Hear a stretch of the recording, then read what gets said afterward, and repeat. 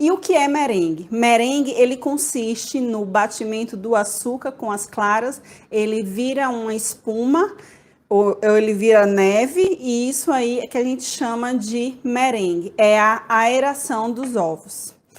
Ele basicamente leva só dois produtos. O que é que ele leva? Açúcar e clara. O que muda é o modo de preparo e a técnica de preparo, na verdade. Com essa técnica, a gente vai desenvolver, com essas três técnicas, a gente vai desenvolver texturas diferentes, validade diferente também e aparência um pouco diferente, tá? Por exemplo, o francês ele é menos estável. Então, o que é que acontece? Ele vai durar menos ainda e não pode usar cru. O italiano, ele é mais brilhoso, mais consistente, ele é um pouquinho mais trabalhoso, ele é quebradiço se colocar para assar. E o merengue suíço, ele é muito mais aveludado e ele é muito, muito, muito, muito usado. E o que é o merengue francês, né? O merengue francês, ele é o que é o merengue cru. Ele não vai ao fogo de forma nenhuma. O que é que a gente faz? A gente pega as claras, coloca na batedeira, deixa ali aerando por um tempo e aí depois a gente coloca o açúcar. Eu vou fazer esse primeiro aqui passo a passo para você acompanhar comigo, tá? Lembrando que esse merengue francês, ele serve muito, muito, muito bem para fazer suspiro. Sibeli, serve para botar no buttercream? Não, não serve. Esse você não vai poder usar. Por quê? Porque se eu colocar no buttercream, ele vai ficar cru. E a gente não pode usar ovos cru aqui. A não ser que você, por exemplo, use ali uma clara pasteurizada que você vai comprar na caixa, que eu não acho legal para você fazer o buttercream. Se for em pó também, tá? Mas de princípio, da forma mais raiz que existe, o merengue francês, ele não pode comer. Um outro detalhe a respeito do merengue é o seguinte: existe um padrão, né, que a gente vai usar. Uma parte de claras para 2 de açúcar. E o que é que isso significa? Significa que em uma preparação, se eu tiver 100 gramas de claras, eu vou usar 200 gramas de açúcar. Essa regra, ela pode ser quebrada, tá? Eu vou mostrar para vocês, vou tirar algumas dúvidas aqui que diz se pode diminuir o açúcar ou não, tá? O açúcar pode ficar ali na quantidade igual, agora menos não, porque é o açúcar que dá estabilidade no nosso merengue, tá? Então, a regra básica é uma parte de clara para 2 de açúcar, que é o que eu vou fazer aqui agora. Eu vou usar, aqui ele deve ter 75 gramas de claras, 3 ele deve ter dado na faixa de 2 ovos, né? Então, tem 70 gramas de clara.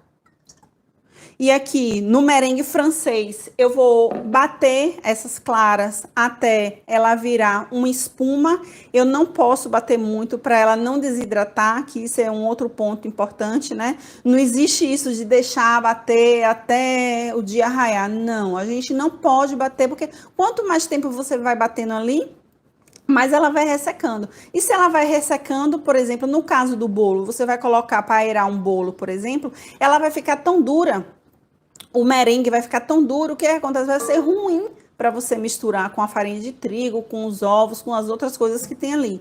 Então, você tem que bater num pontinho de nuvem, ou até num pontinho de creme de barbear. Eu vou bater ela aqui rapidamente. E aí, a gente continua, eu trago para você ver qual é o ponto. Nesse ponto aqui, eu já vou começar a polvilhar o açúcar, lembrando que é açúcar refinado, tá? Lembrando também que neste caso do merengue francês, eu preciso que seja um açúcar refinado. Nos outros merengues, eu vou te contar um pouco mais sobre o açúcar. E aí, enquanto a batedeira estiver funcionando, eu vou colocando o açúcar como se eu estivesse polvilhando, tá?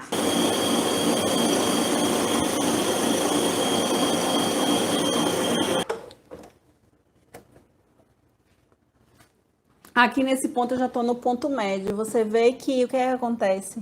Ele não ficou firme e ele também não tá mole, tá vendo? Esse aqui é o ponto médio. Vou aproveitar esse aqui e já te mostrar, tá? Mas vou continuar porque eu quero picos firmes, porque eu vou fazer aqui um merengue bem grandão. Ou um suspiro bem grande, na verdade.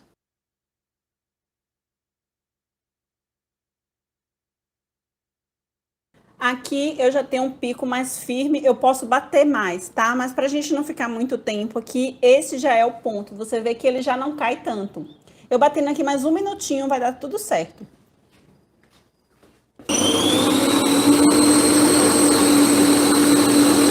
Pronto, tá aqui o nosso ponto do nosso merengue francês, tá? Ele tá aqui. Ele tá ótimo para fazer suspiro. Ó o topetão dele. Ele tá maravilhoso. O que é que acontece com o merengue francês? Ele é instável. Assim que você terminar de fazer, você já precisa usar, tá? Ele é o mais frágil e o mais delicado. Então, terminou de fazer, você já usa, você não deixa em cima da bancada, porque isso aí pode dar ruim lá na frente. Ele é o mais usado para fazer o suspiro, como eu falei para vocês. Eu vou colocar ele no forno. Eu vou fazer um ninho, eu vou fazer uma pavlova, na verdade, para depois a gente servir com frutas vermelhas, com... É porque é uma sobremesa também, é uma sobremesa clássica. Então, eu vou pegar ele aqui, né? Só pra gente não deixar de usar. Lembrando que esse ponto que eu bati aqui é o ponto de suspiro. Se fosse para fazer um bolo, eu ia bater ele até o primeiro ponto. No bolo você não precisa bater tanto, sabe?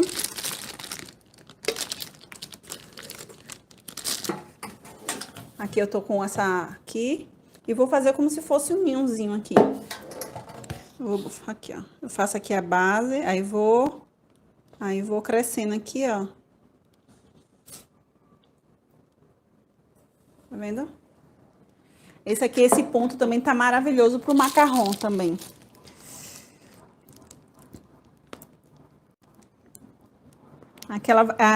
Aqui eu vou levar o forno a 150 graus por 30 minutos. Então, gente, esse foi o merengue francês. Muito fácil, muito rápido, muito prático, tá? Eu fiz aqui pra gente colocar ali no forno. É o mesmo processo do suspiro. Você pode colorir ele, você poderia colocar uma raspinha de limão aqui. É até um pouco, é até uma colherzinha de chá de limão para substituir o cremotártaro. E é isso.